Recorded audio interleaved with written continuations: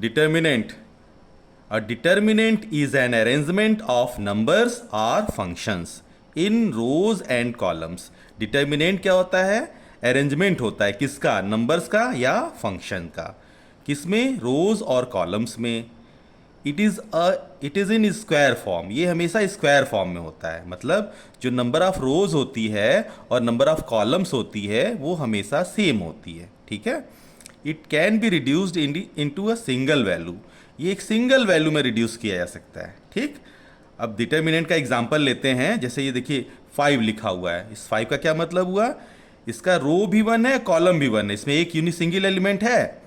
तो ये डिटर्मिनेंट जो हुआ ये 1 क्रॉस 1 का डिटर्मिनेंट हुआ और इसका ऑर्डर हुआ 1। ठीक है।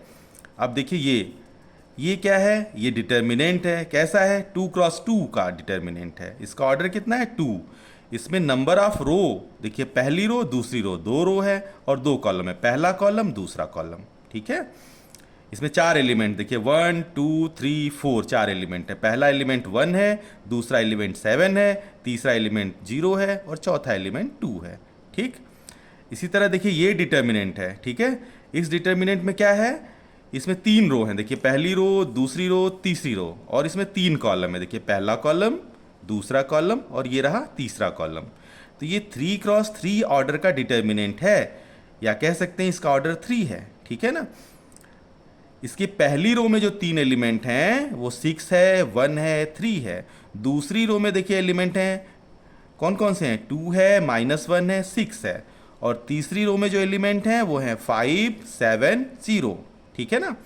अब कॉलम की बात करें तो इसके पहले कॉलम में जो एलिमेंट है 6 है, 2 है और 5 है। ठीक है ना बेटा। अच्छा, दूसरे कॉलम में जो एलिमेंट है वो है 1 -1 और 7। तीसरे कॉलम में देखिए कौन कौन से एलिमेंट हैं? 6 3 6 0। ठीक है। और टोटल एलिमेंट कितने हैं? 3 3 जा 6। देखिए 3 एलिमेंट 3 एलिमेंट 3 एलिमेंट, 3 + 3 + 3 6 और फिर 9। टोटल एलिमेंट्स इसमें 9 एलिमेंट्स हैं। ठीक है ना। तो ये आपने देखा डिटर्मिनेंट होता है क्या है। तो डिटर्मिनेंट क्या होता है? अरेंजमेंट होता है। किसका? देखिए नंबर्स का अरेंजमेंट है या फंक्शन का अरेंजमेंट होता है। किसमें? रो में और कॉलम में, रो या कॉलम में। ठीक है ना। ये जो होता है स्क्वायर फॉर्म में होता है। जितनी रो होती है, देखिए 3 रो है, 3 कॉलम है। इसमें 1 रो है, 1 ही कॉलम है। इसमें 2 रो है, 2 कॉलम है। मतलब रो और कॉलम सेम होती है। ठीक है। और इसको रिड्यूस करके, सॉल्व करके एक सिंगल वैल्यू प्राप्त हमको होती है। ठीक है। जिसको हम आगे देखेंगे। ठीक।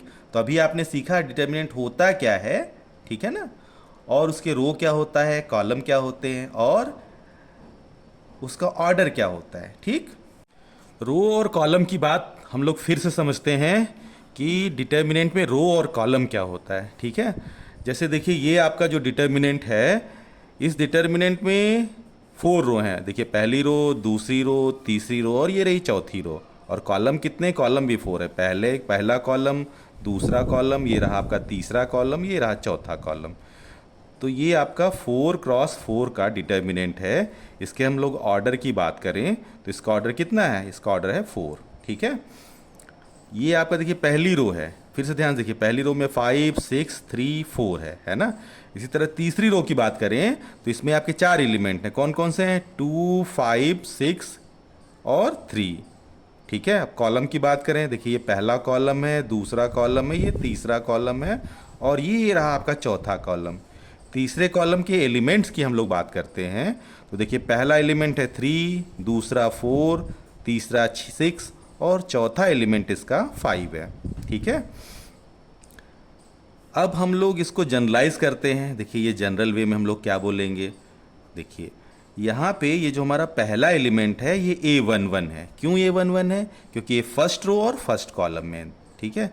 दूसरे एलिमेंट जो है हमारा वो A12 है, फर्स्ट रो और सेकंड कॉलम में। इसी तरह से ये फर्स्ट रो और थर्ड कॉलम में है ना, फर्स्ट रो थर्ड कॉलम में, इसलिए इसका नाम A13 है। ठीक है। एक जनरल एलिमेंट हम लोग लेते हैं। मान लीजिए हम लोग ने इसको ले लिया। ठीक है। अब देखिए ये कहाँ पे है? फर्स्ट सेकेंड थर्ड रो में है। ठीक है। और किस कॉलम में है? सेकेंड कॉलम में। देखिए फर्स्ट कॉलम सेकेंड कॉलम, इसलिए इस एलिमेंट का नाम हुआ A32। अच्छा, एक जनरल वे की बात करते हैं। मान लीजिए AMN लिखा हुआ है। ठीक है। तो ये जो पहला m है ना, m बताता है कि ये किस रो में है, ठीक है, और n ये बताता है कि ये किस कॉलम में है।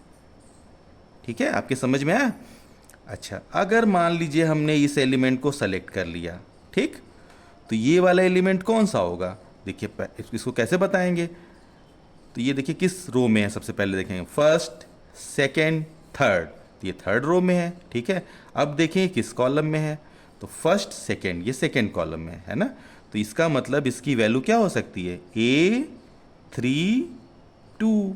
3 क्या बताता है कि किस रो में है, और 2 क्या बताता है किस कॉलम में है, ठीक है। अब एक जनरल एलिमेंट की वैल्यू पूछते हैं, जैसे मान लीजिए A42 की वैल्यू पूछ रहे हैं, तो इसका मतलब क्या हुआ? इससे हम लोग A42 की वैल्यू पूछ रहे हैं, तो इसका मतलब क्या हुआ? ऐसा एलिमेंट हमको बताना है जो फोर्थ रो और सेकेंड कॉलम में है, ठीक है बेटा। तो फोर्थ रो देखिए, first row, second row, third row, fourth row. Fourth row में 4 एलिमेंट है, 1 2 5 7, लेकिन पूछा है सेकेंड कॉलम वाला, तो देखिए फर्स्ट कॉलम, सेकेंड कॉलम, तो फोर्थ रो का जो सेकेंड कॉलम वाला एलिमेंट हुआ वो आपका ये हुआ है ना। तो A42 की वैल्यू क्या हो गई? यहाँ पे 2 हो गई, ठीक।